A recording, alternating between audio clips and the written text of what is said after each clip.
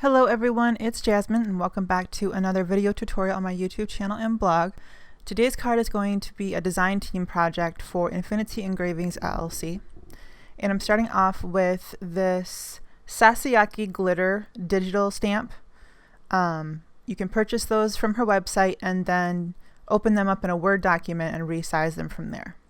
So that's what I did, and I printed it off on some Copic friendly paper. I'm using Crafter's Companion Spectrum Noir.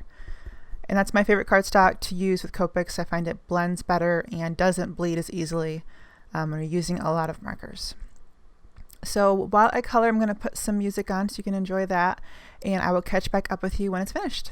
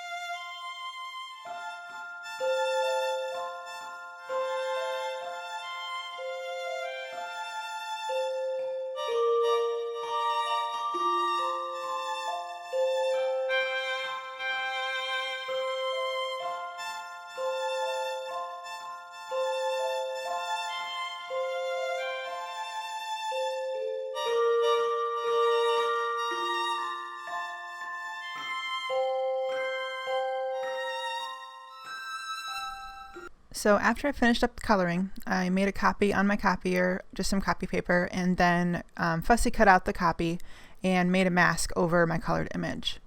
So I'm going to go and do some stamping over the top. And so I'm starting off with this large Hero Arts Snowflake background stamp, and I'm going to cover that in Versamark,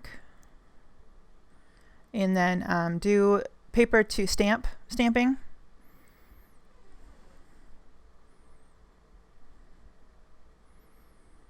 So just put a piece of scratch paper over the top, smooth it over your fingers, and that way you get a even image. So you can see the Versamark there. And I'm going to cover it with this sticky stuff embossing powder. And what this is kind of like a powdered adhesive, so that when you heat set it with your heat tool, it gets sticky.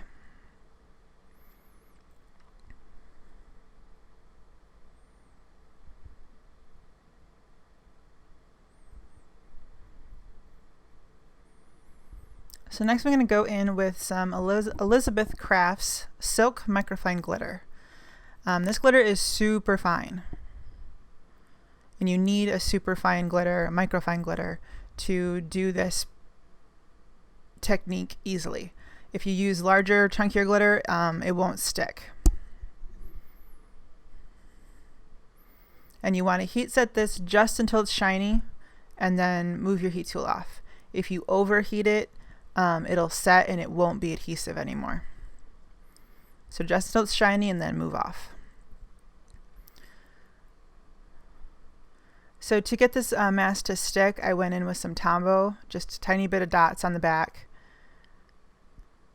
and let it dry before I apply it to my paper.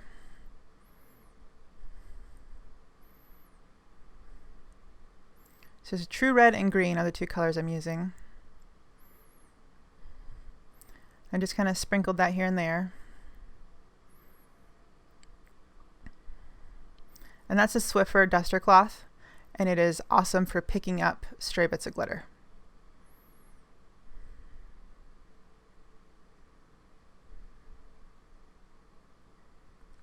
So after you get your glitter on there, you want to take your finger and lightly rub over it to make sure it's nice and stuck. And you can see there at the top of my panel that I think I overheated the embossing powder a little bit, so it wasn't as sticky as the bottom. Then just take my Swiffer cloth over the top and get off any excess bits. And there's an adhesive pickup, and I'm just getting any excess Tombow that was stuck to my image off with that.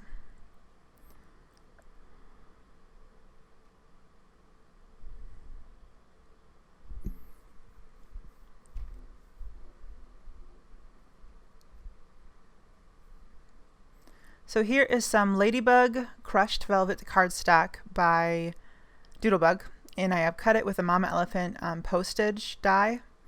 I cut both panels actually, and I wanted to do an inlaid die cut technique with the Copic colored panel into the red velvet cardstock. And this cute little snowflake chipboard die cut is from Infinity Engravings. And I'm going to cover that with Versamark or another embossing ink. This is a dabber style. This one's by Ranger. This just makes it a lot easier to apply your ink to a more difficult object. And then I covered that with the same sticky stuff embossing powder. And so you want to heat it just till it's shiny. Done. And then I'm going to cover this in the green microfine glitter.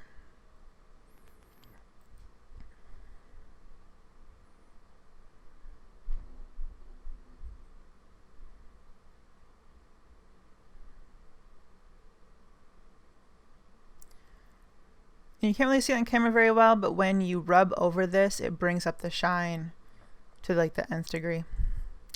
So I've attached my crushed velvet frame to a card base by Nina, and then I'm also attaching my die cut panel, fitting it into the frame as best I can using some score tape. And here's a leftover die cut vellum snowflake. And I'm going to use that to hide a little bit of that unsticky snowflake stamp. And then I'm going to use some Cosmic Shimmer glue to attach the green one on the other corner.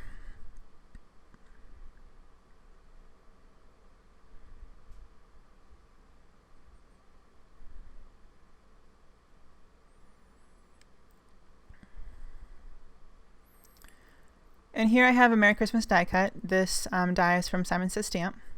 And I've just cut that out of some Neenah cardstock. And I'm going to do 2 layers of heat embossing with some green tinsel embossing powder.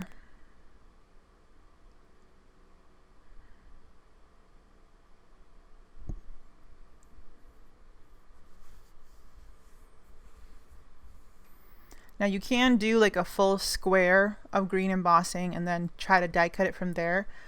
But when I've done that, it tends to break up the embossing powder, so it kind of looks patchy, which kind of defeats the whole purpose. So that's why I chose to do it this way instead. So I'm just using the dabber again. Cover that in Versamark and then embossing powder.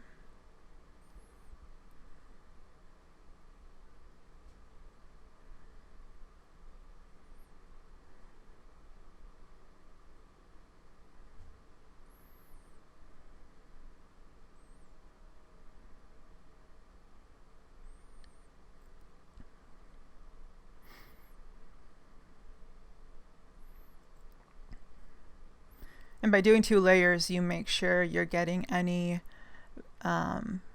patchy spots or bits that didn't quite get enough powder, ink or something, and looks nice and crisp that way.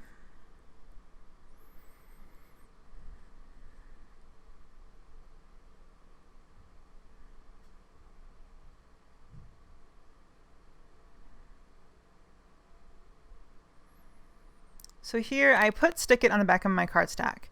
But it wasn't sticking very well, and I think it's because I did 2 layers of heat embossing. So the Christmas was sticky, but the Merry really wasn't sticking down very well.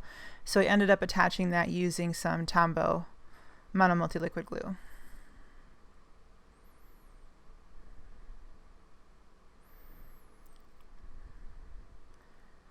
And then to replace the eye on the Christmas, I wasn't about to try to heat emboss that tiny little piece.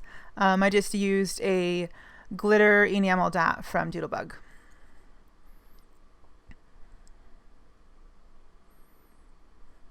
So that pretty much completes the card today, guys.